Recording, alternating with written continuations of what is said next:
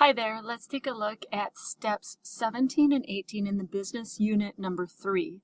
So step 17 uses count if, step 18 uses count ifs, the plural. So for step 17, we want to count the number of occurrences where the car ID in A4 has made a trip.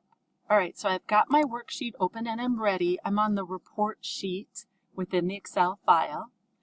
And I'm going to go ahead and start entering this formula, or function. So I'm going to enter the function name count if. I'm going to select that one from the list. The first thing we have to do is identify the range. What range do we want to count?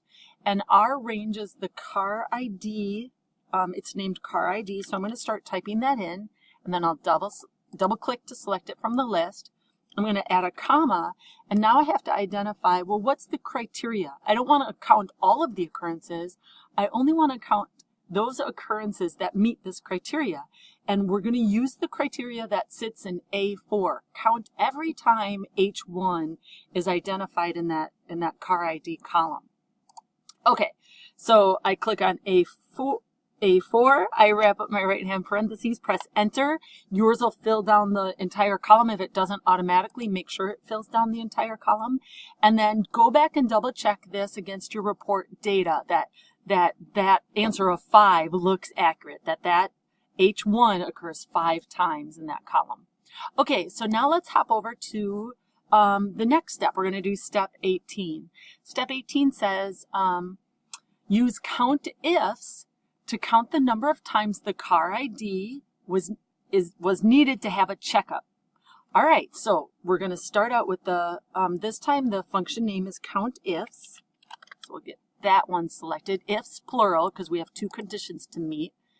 And the setup is going to be the same as the other one. It's just that we have 2 criteria to meet.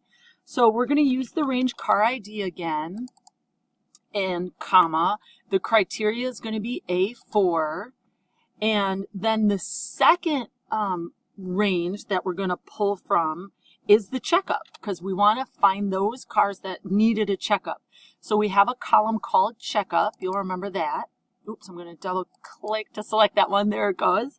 And the criteria in the checkup column, if it needs a checkup, it says Y for yes. Y has to go in parentheses because it's text. So we want to count the number of occurrences a car with the car ID of H1 has a Y in the checkup column. All right, enter your right-hand parentheses, press enter, and then that should again autofill down the whole column. If it doesn't autofill, you can autofill it down the entire column.